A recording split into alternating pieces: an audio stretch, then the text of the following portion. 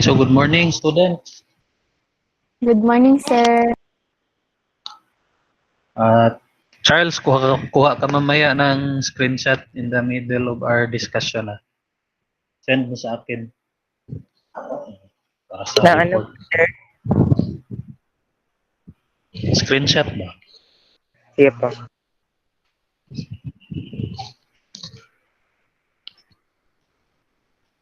So our lesson for today is inductive and deductive logic. So who can share to the class what we discussed last meeting muna? What did we discuss last meeting?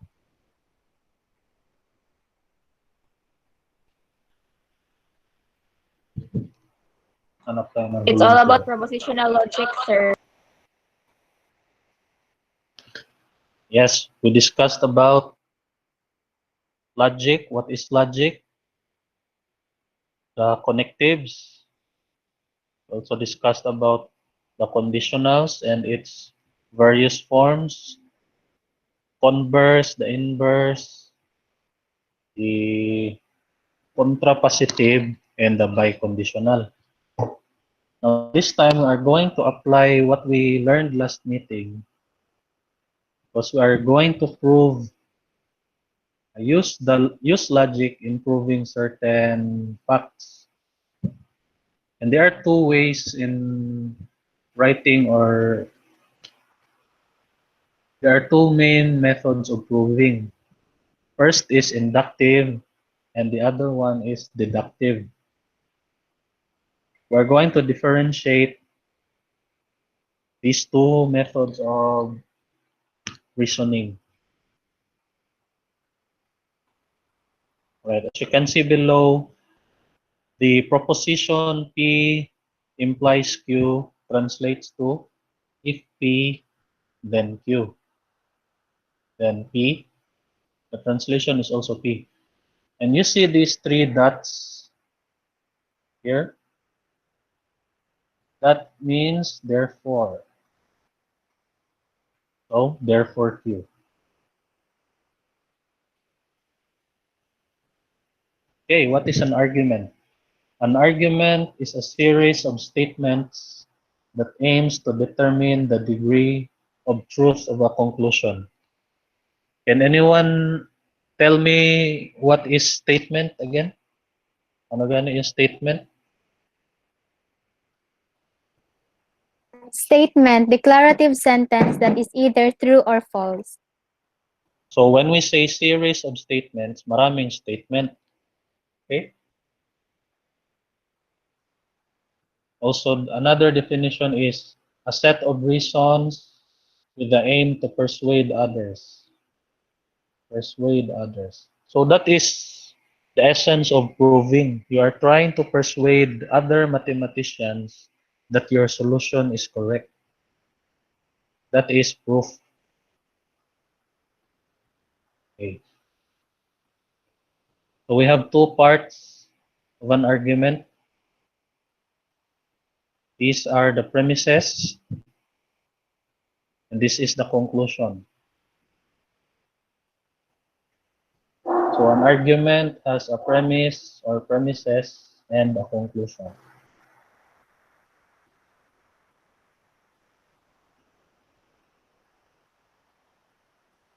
So there are two main methods of reasoning, and they are different according to their format and the strength of their conclusion. That's the difference, or at least two difference of inductive and deductive reasoning. So let's first discuss what is inductive reasoning. Let's examine the argument below. Orange is a fruit. Then a box is full of fruits. Therefore, the box is full of oranges. Are we sure that the box is really full of oranges based on the argument?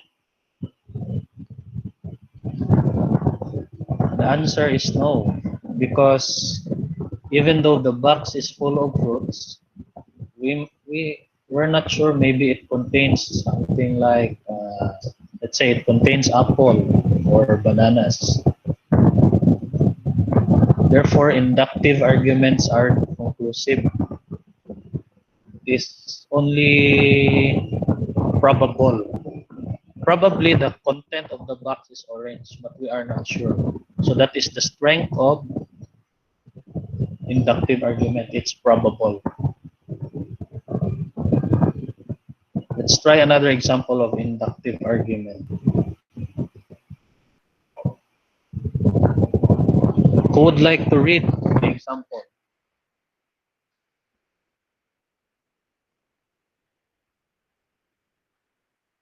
Me, sir.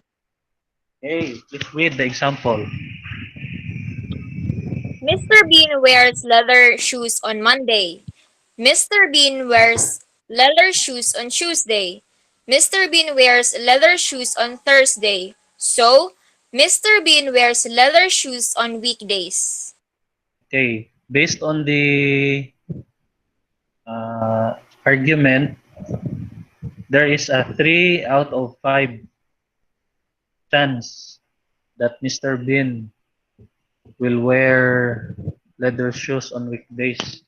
But we are not 100% sure because it's not stated here what Mr. Bean wears on Wednesdays and Fridays. But it is highly probable that he wears leather shoes based on the pattern as we see here. So even if the first 3 premises are true, the fourth the fourth statement, which is our conclusion, is still not definitive. Therefore, inductive arguments are not conclusive, but highly probable. Okay.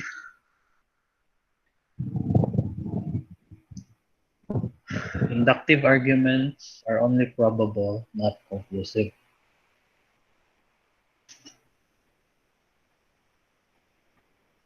Also, try to examine these statements.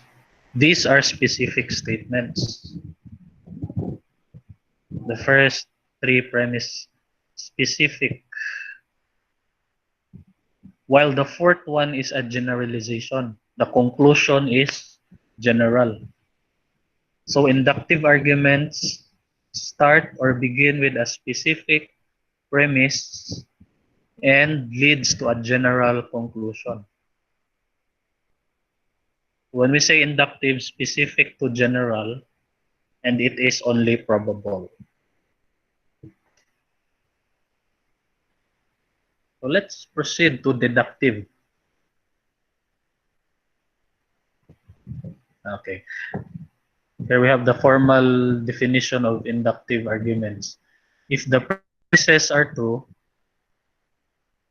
it is unlikely that the conclusion is false. So it's only probable based on the definition. Here, Brownie is a calm and gentle dog. Let's assume that's true. Also, Brownie didn't bite me when I passed by this morning. Okay, let's assume that is also true. Therefore, Brownie will not bite me if I pass by in the future. This is not, this conclusion is not sure. But it is probable because of the 2 premises.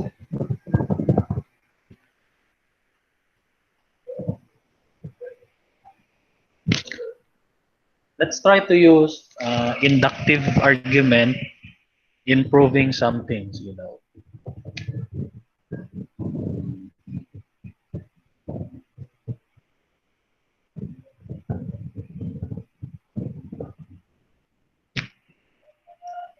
Use inductive logic.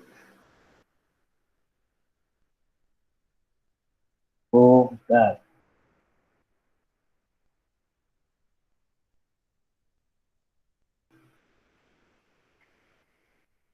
if I train this Afternoon.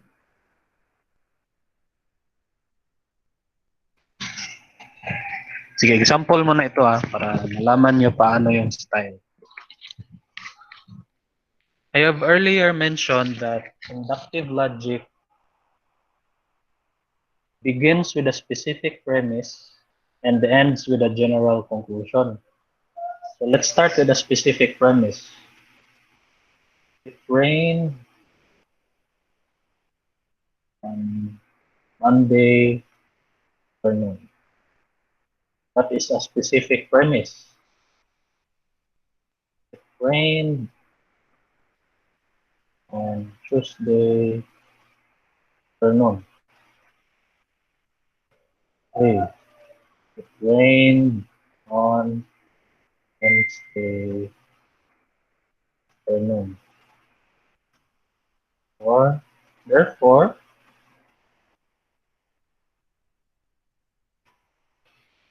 might rain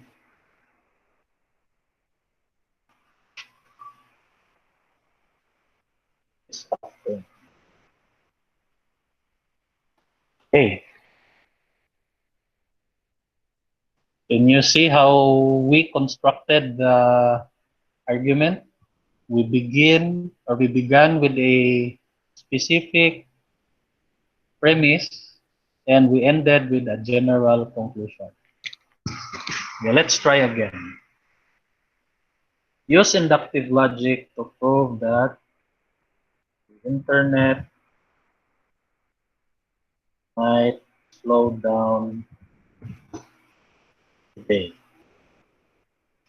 Internet connect.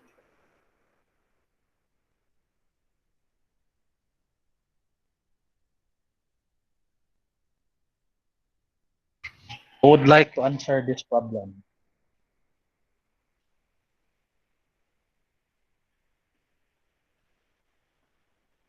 As we Diego po. mentioned earlier, start with a specific premise and work your way towards a general conclusion.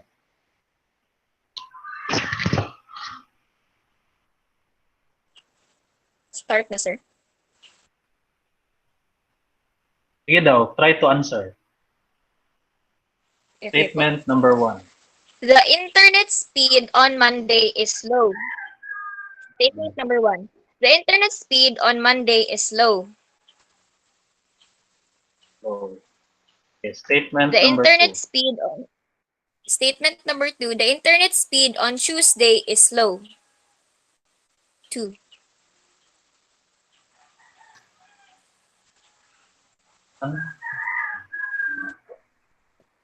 Statement number 3. The internet speed on Wednesday is slow.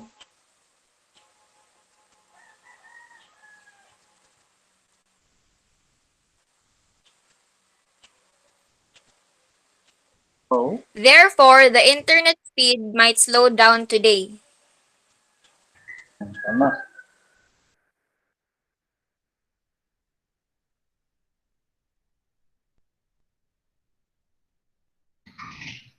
So the way we constructed our argument, we predict that it might slow down this afternoon or today, but we are not really sure. But it is highly probable that it will slow down today. So that is the characteristic of inductive argument. Inductive arguments are probable, but they are not conclusive.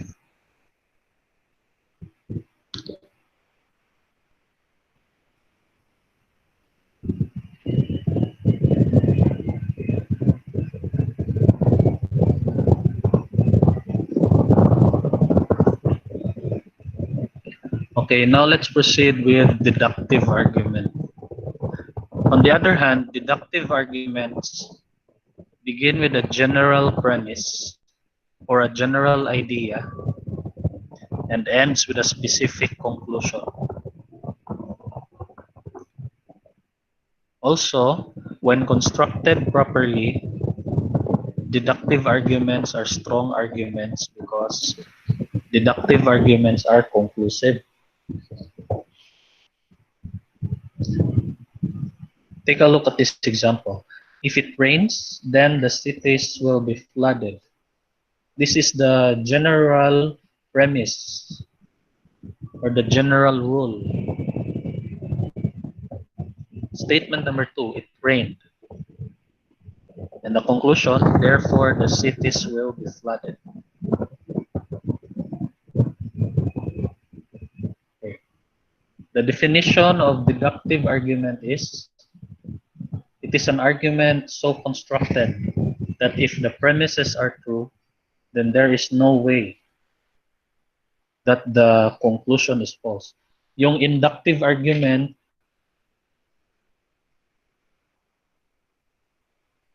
if the premises are true, then it is highly probable that the conclusion is also true. But this one, there is no way the conclusion is false. You can see here the difference of deductive and inductive reasoning in this table.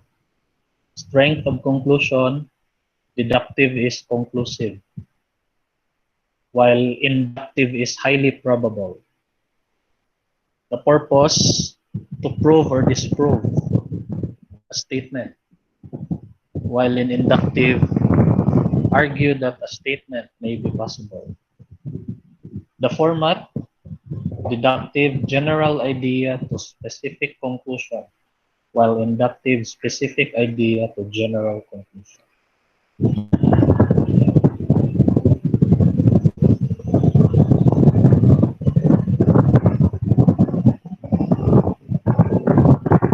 Right, so let's try to use deductive and inductive logic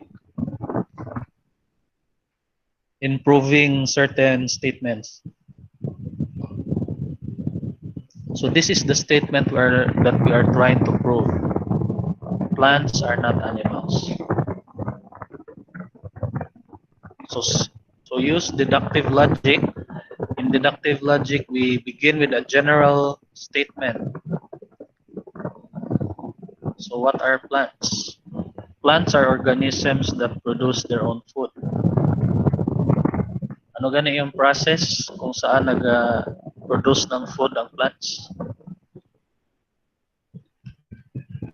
Photosynthesis, sir.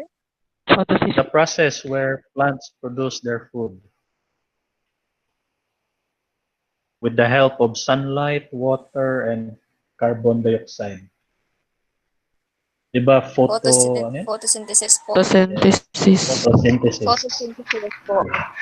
Meanwhile, so statement number 2, plants do not produce, animals do not produce their own food. So plants are not animals.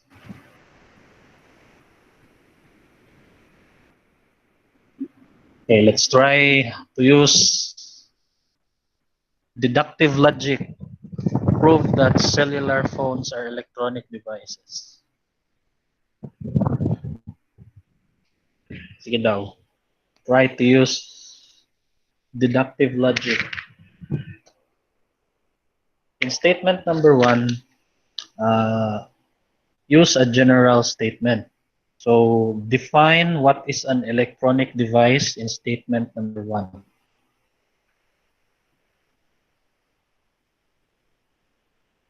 Search nyo na sa Google, what is electronic device?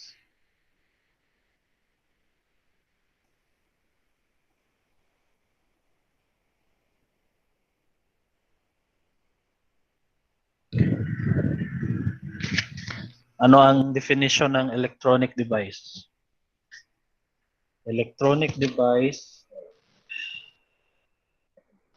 Electronic devices are components for controlling the flow of electrical currents for the purpose of information processing and system control. Okay, so i-simplify natin yung definition. Electronic devices use electricity.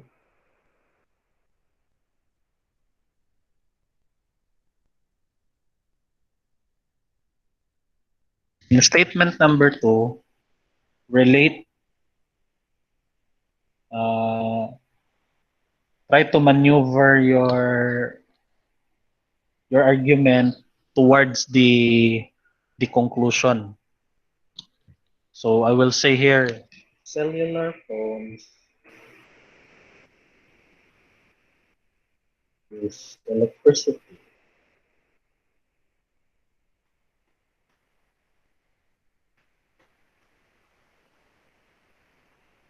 Therefore, cellular phones are electronic devices. Okay, isa pa. Pi is an irrational number. Ano gani yung value ng pi? Value of pi. 3.14, sir. 3.14 po.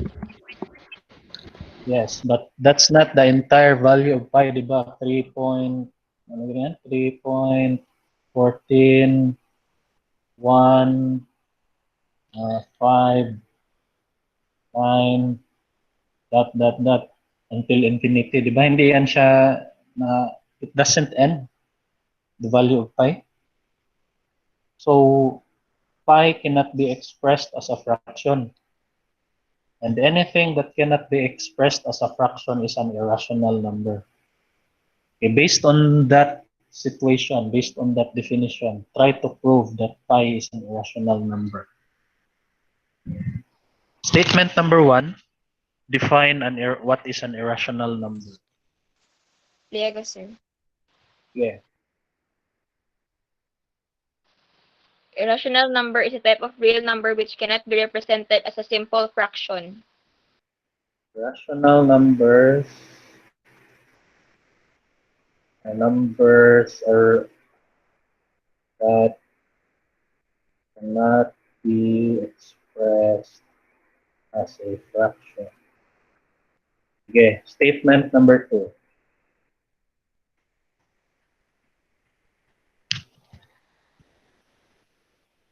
Statement number 2.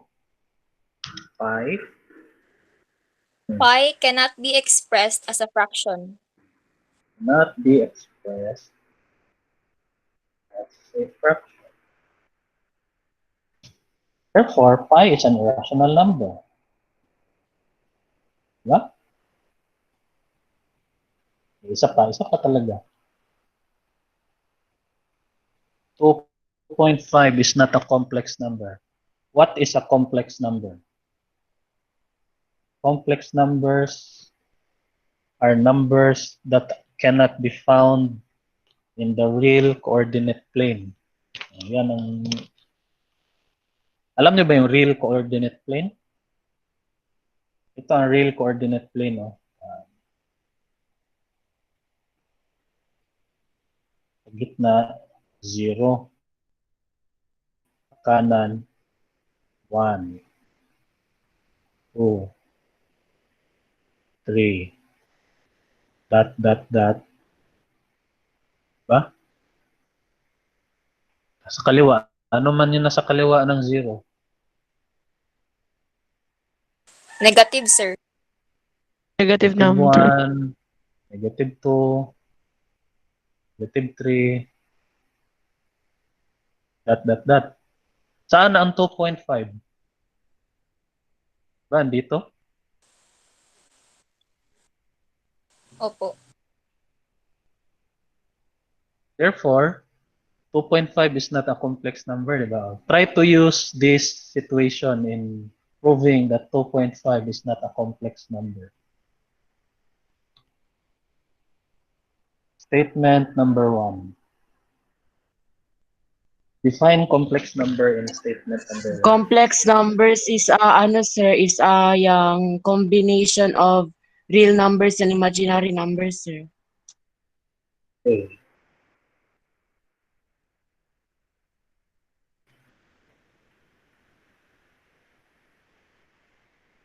Complex numbers are numbers not found in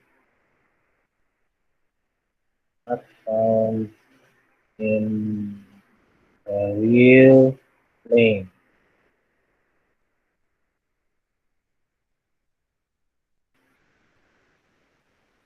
Sige, statement number 2. 2.5 can be found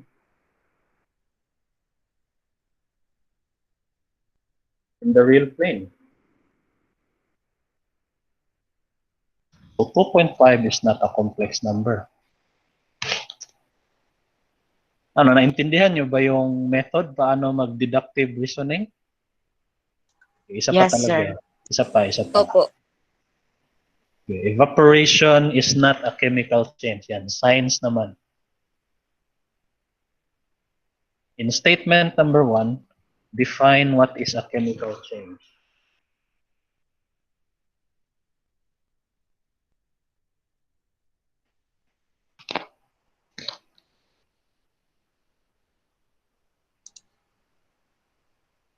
Sinong mag-volunteer mag-answer? Ako, sir. Sige. Statement number 1. Chemical changes, sir, is yung when a substance combines with another to form a new substance, sir.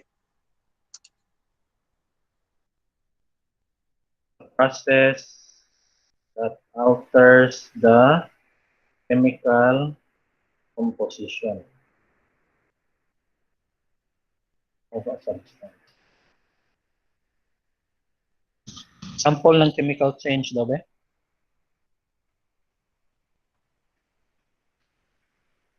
Diba yung magsunog ka ng uling?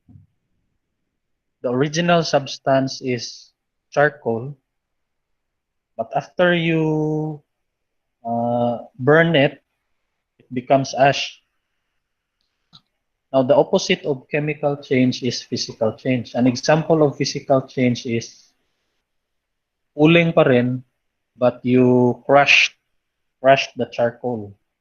So it becomes powdery-like, but it's still charcoal. O, sige. Paano naman pag evaporation? Let's say tubig. Pinakuluan mo yung tubig. When you boil water, it produces steam.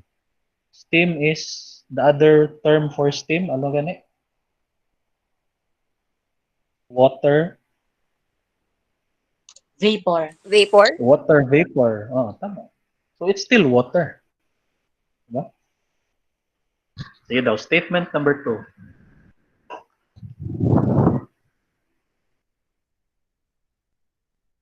Evaporation. Ano? Try to base your statement in statement number 2 sa statement number 1. Evaporation do not alters the chemical composition of a substance. Diba? Does not alter the chemical composition of a substance.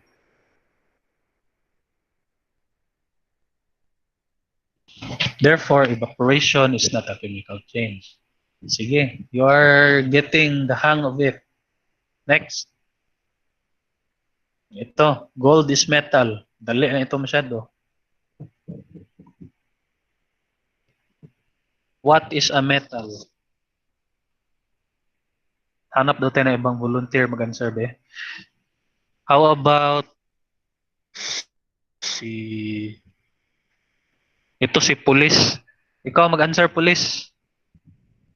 Gold is a metal. Prove that gold is a metal using deductive logic. A metal is an element that readily forms positive ions and has metallic bonds. Statement number 2. A gold is an element that readily forms positive ions and has metallic bonds. Medyo mahirap yung definition mo kasi ang gold hindi siya naga-combine basta-basta sa ibang elements. Try to find a different definition. A metal, any of a class of substances characterized by high electrical and thermal conductivity, Okay, sige. as well as their malleability, ductility, and high reflectivity of light. A metal is a good conductor of electricity. Electricity. Statement number 2.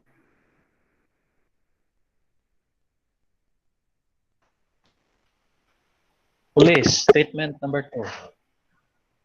A gold is a good conductor of electricity. Gold is a good.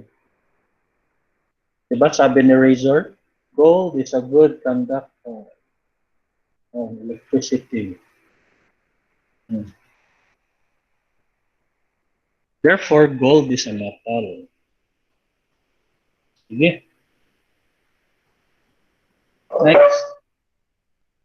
Ito, geometry naman. Prove that the figure on the right, ABCD, is a quadrilateral. Sir, Okay, Miss Maureen Teresa. Lego. A quadrilateral has 4 sides. ABCD has 4 sides. Therefore, ABCD is quadrilateral. Easy masyado, di ba? Next. Ito. Sino? Ako, sir. Sige.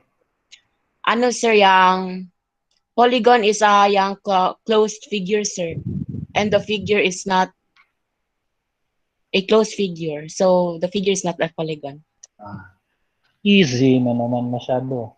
A polygon is an enclosed figure. Statement number 1. Statement number 2, the figure is not enclosed. Therefore, the figure is not a polygon. Tama. Next. Ito naman. Prove that the figure on the right is sir. not a polygon. Sige, answer. Sir, yung the polygon have sides, sir, and the figure do not have any sides. Therefore, the figure is not a polygon. Who would like to refine his answer? Parang mas pleasing sa pandinig. But the thought of his reasoning is correct.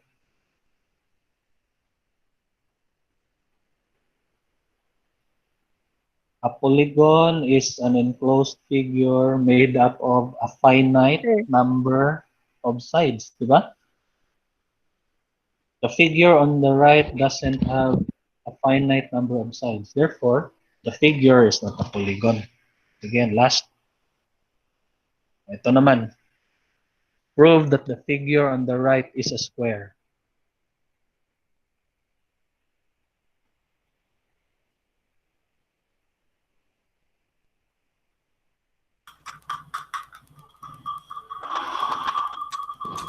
Sir. Sir, Okay, go ahead. Ande lang, sino yung gusto mag-answer? Ako, sir. Sige, Clarice. Banat. Wait lang, pakibalik. Okay. A square has 90 degrees angle on each corner. Sini. The figure on the right side is a square. Ulit. Ay, has, ano de, has. Ulit. The first statement, i-define mo ang square. What is a square? Opo. Sige. Statement A number 1. square has a 90 degrees angle on each corner. I can provide a counter example for that definition. A rectangle also has 4 right angles, but a rectangle is not a square. So mali yung definition mo. Hindi, ulit. Sige, statement number 1. Sige, ulit. Go. A square has a 90 degrees angle on each side and each corner and its sides are equal. Statement number 2.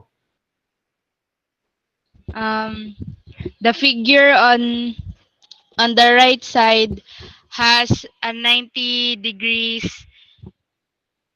has a 90 degrees angle on each corner and has the same the same sides. Therefore, the figure is square. Sige, Therefore, the sino pa gusto mag-answer? Sige, try. Pwede na yun. Mga 4/5. Ako, sir. Sige, Number 1. statement number 1. A square have a equal sides. Number 2. The figure and I can provide a counter example for that first statement. A rhombus also has 4 equal sides, but a rhombus is not a square. So mali na yung definition mo sa square. Ulit. Refine your refine your definition.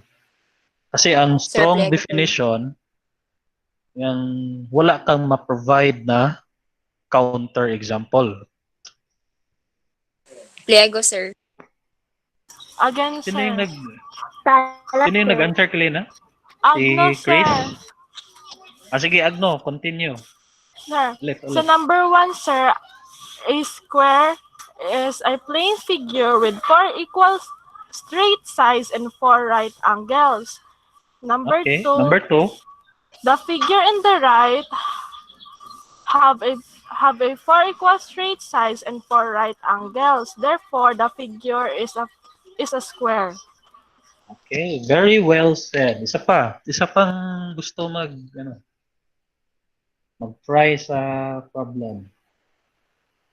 Let's recognize one more person. Anong gusto mag-answer?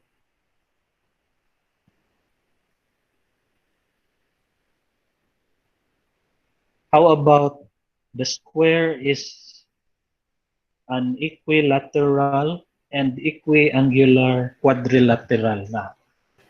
Very scholarly good na. May naka-answer ng ganun sa Mendel. Sabi niya, a square is an equilateral and equiangular quadrilateral. The figure on the right is an equilateral and equiangular quadrilateral. Therefore, the figure is a square. Sige. Ito naman. Prove that the figure on the right is not acute.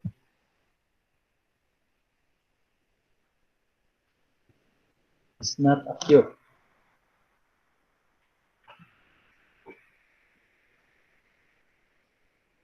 Sino gusto mag-answer? Pliego, sir. Sige, answer. Sir, Dayan, sir. Dahil lang. Kasi pagbigyan natin si Winjeline. Sige. Acute Number acute angles measure more than 90 degrees but less than 180 degrees. Dahil lang. Medyo naguluhan kaya yung sinabi mo, obtuse angle man yun. Ano, Ulit. acute angle measures less than 90 degrees. Okay. The angle measures 90 degrees. Therefore, the angle is not acute. Okay, sige. Isulat natin yun, ha.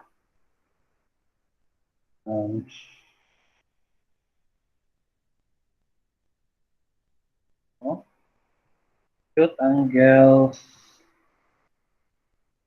measure less than 90 degrees. Yan yung statement number 1. In your statement number 2, try to match it with statement number 1. The figure on the right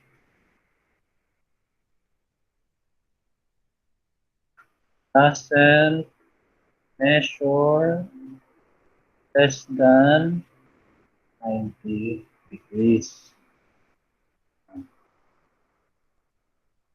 Therefore, the angle is not acute. Ba? Kasi pag sinabing less than 90, hindi kasali ang 90.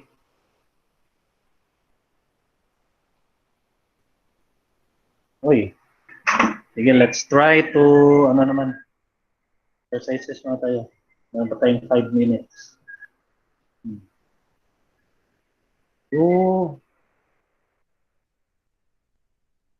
that ice is solid. Sige. Use deductive logic to prove that ice is solid.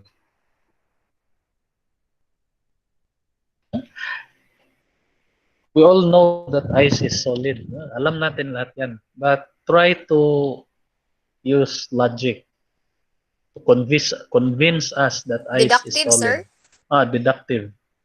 Start with a general idea and lead to a specific conclusion.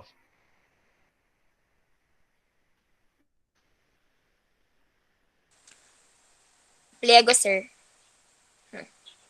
Sige, answer. Solid is firm or hard.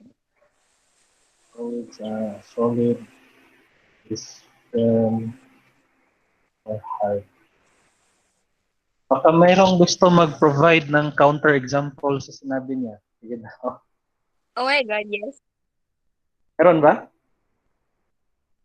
Meron bang counter-example? Actually, meron eh.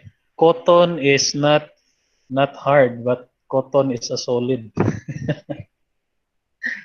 Ulit, ulit. Solid is Wait, sir. Wait. try to remember your lessons in grade 7 or in grade 6. Di ba merong mga phases of matter na lesson dati? Try to remember what is a solid. Because if you say solid is hard, cotton is not hard, but cotton is also a solid.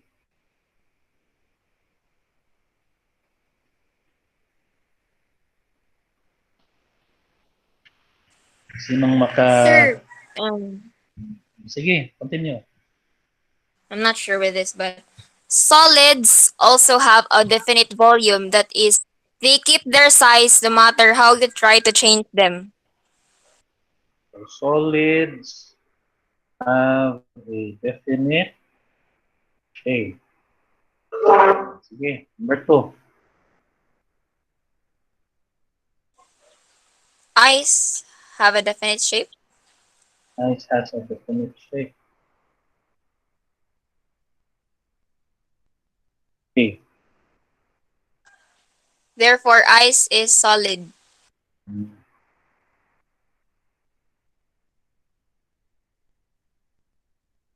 Napakadali ng question. Sige, isa pa. Hirapan natin konti. Prove that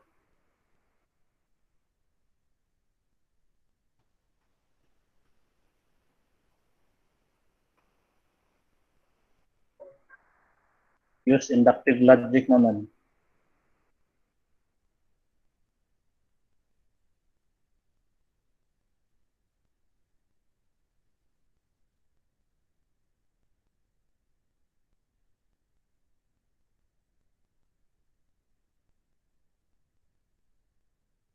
Our viand this afternoon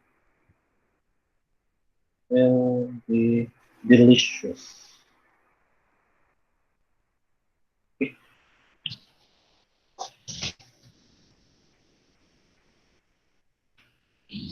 Statement number 1. Diego, sir. Sige, sige. Our viand on Monday afternoon is delicious. Viand Balik-balik na, on sir. Monday afternoon is delicious. Oh, Our viand on Tuesday afternoon is delicious. ka na lang this.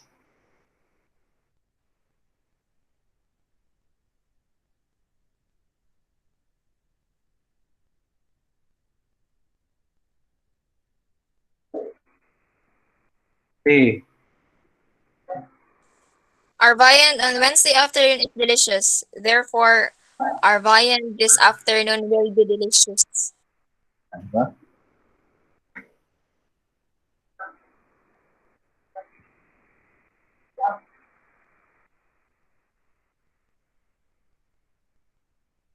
Sige. So that's ano gani yung difference ng inductive and deductive logic? The main difference. Sir. The main difference of inductive and deductive logic. Pliego, sir.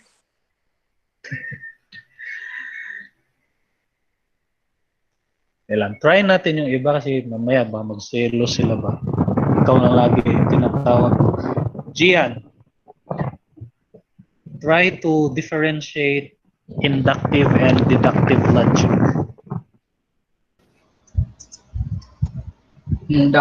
Inductive arguments and inductive arguments begins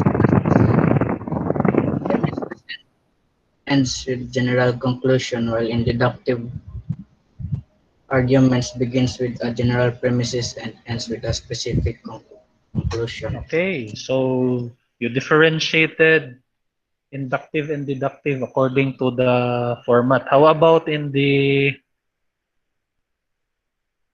hindi ko na-check yung chat box. Strength. Sorry, ha? Conclusion. How about the strength of the conclusion? Sir. Okay.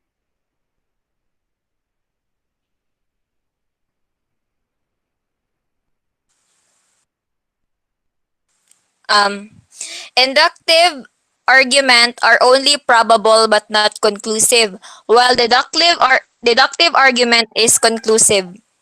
Okay, so that's according to the strength of the conclusion.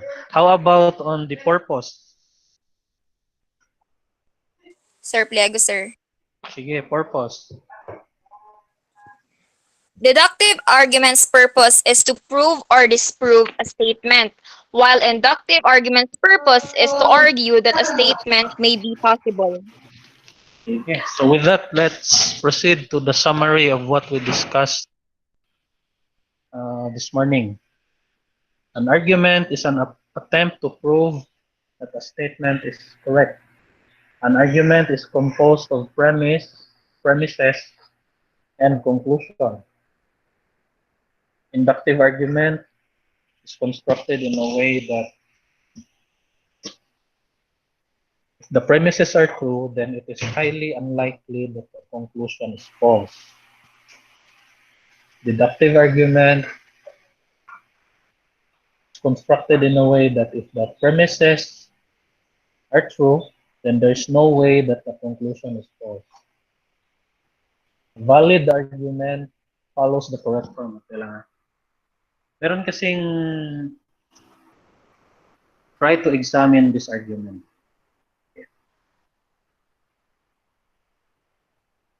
One.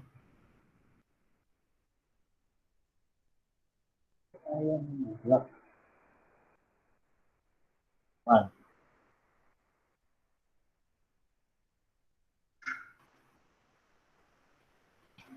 Sinong gusto mag-volunteer gawin nating example? Gawin nating example sa ating si Juan de la Cruz na lang lagay natin. A monkey likes to eat bananas. Oh. Juan de la Cruz likes to eat bananas. 3. Therefore, Juan de la Cruz is a monkey. This is an example of an argument that is not valid. The format that the one explaining or making this argument is not proper. So for further readings ninyo, kung gusto nyo learn more about the correct format, try to research valid and sound arguments. Kasi ang mga valid arguments are in this form. Starting with the conditional, P implies Q, then P, then therefore Q. This is one valid argument. Another valid argument is 1 P implies Q, 2 not Q, P. Therefore, not P. Ano gani yung not Q equals not Q implies not P? Ano gani yan? Anong klase na statement yan siya? Diba, ano yan? Contra positive, di ba yan? Converse. Ang converse Q implies P. But not Q implies not P is contra positive. Another valid argument is P implies Q. Q implies R. Therefore, ano kayang ano dito? P implies R. Actually, marami masyado ang valid arguments kaya hindi ko na siya discuss. Pero mapansin nyo kasi sa statement kung ang argument is not valid, like this example. Okay, when we talk about sound arguments naman, sample natin ito. 1. All animals that meow are cat. Tama, mali. Assume natin na tama. 2. My brother meow. My sister na lang. My sister meow. 3. Therefore, my sister is a cat. This argument is valid. Argument is not sound. When we say sound argument, the argument must be valid and the premises must be true. This premise is not true, so this valid, although this argument, although it is valid, it is not sound. I will leave it to you to conduct further readings about this topic kasi masyadong marami.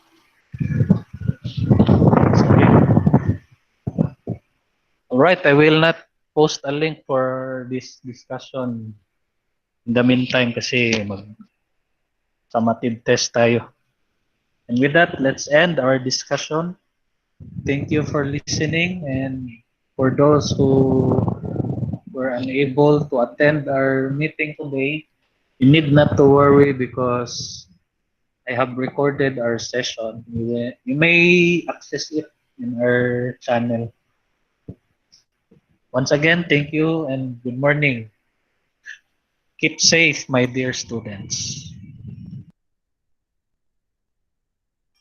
Thank you, sir. Ay, ano yun, Charles? Thank you, sir. Sir, Wala ka nag-screenshot eh. Dahil lang wag mo na kayo mag-alis, mag-screenshot ka, Charles. Ariga, thanks. Cringe mo kayo na eh. Saan yung may... Sige, ito, screenshot mo ito, Charles. Listen mo. I-send mo sa akin yung file. Sige, salamat. Script. You may now proceed with your module.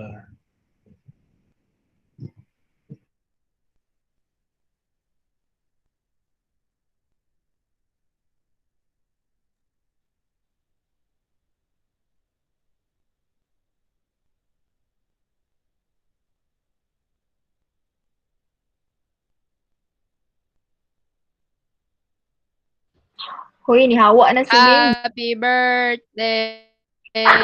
Winjeline. Ano sabi na, oy? Happy birthday.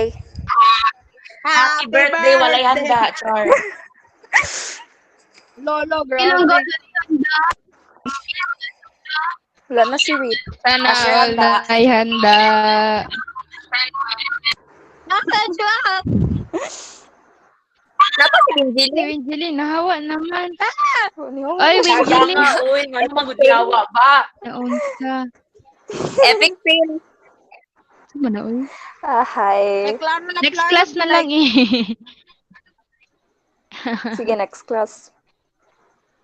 Yay. Sige, Bye-bye. bye-bye. Bye. Everyone. Bye-bye. Bye-bye, bye-bye, bye-bye, bye-bye, bye-bye. Bye, guys. Bye-bye. Daka gilong ni Crisali na gagi. Happy birthday, Kurt. Yate. Sana all birthday.